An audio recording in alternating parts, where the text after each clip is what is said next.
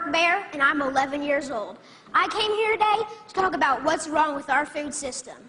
First of all, I would like to say that I'm really amazed at how easily kids are led to believe all the marketing and advertising on TV, at public schools, and pretty much everywhere else you look.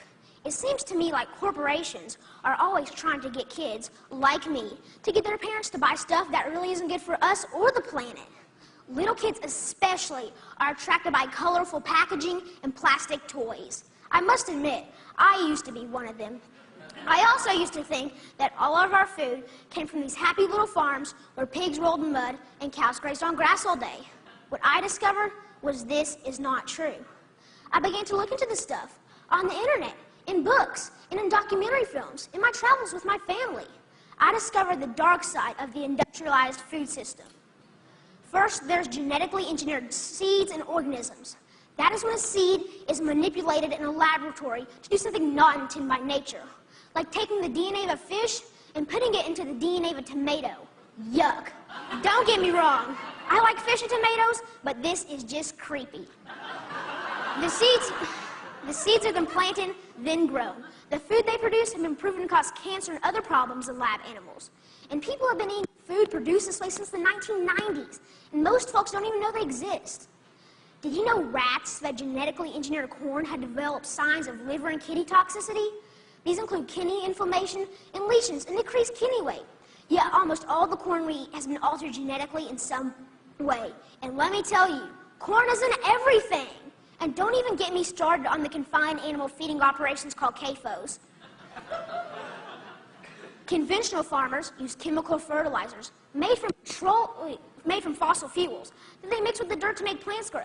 They do this because they've stripped the soil from all nutrients from growing the same crop over and over again. Next, more harmful chemicals are sprayed on fruits and vegetables, like pesticides and herbicides, to kill weeds and bugs.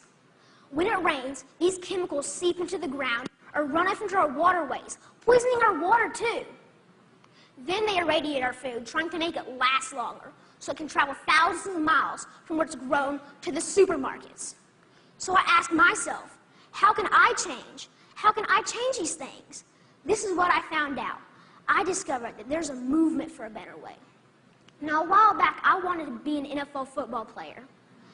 I decided that I'd rather be an organic farmer instead. That way...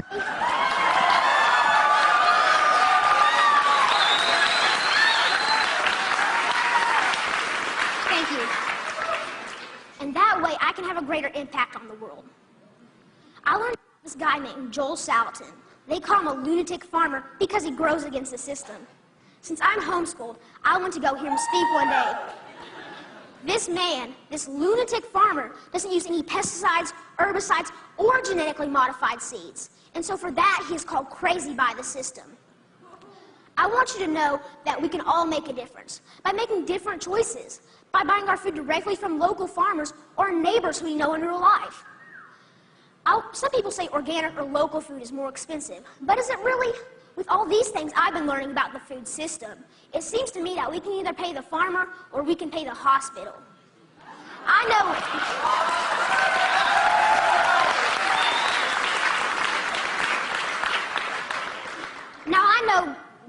know definitely which one I would choose.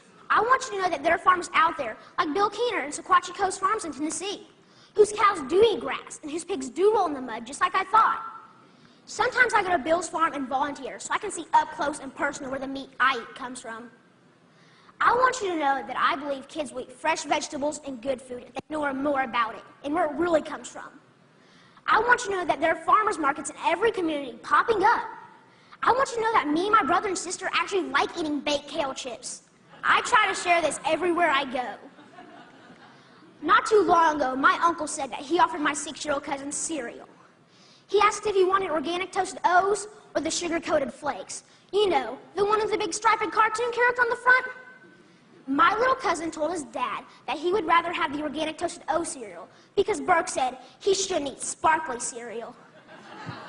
And that, my friends, is how we can make a difference, one kid at a time.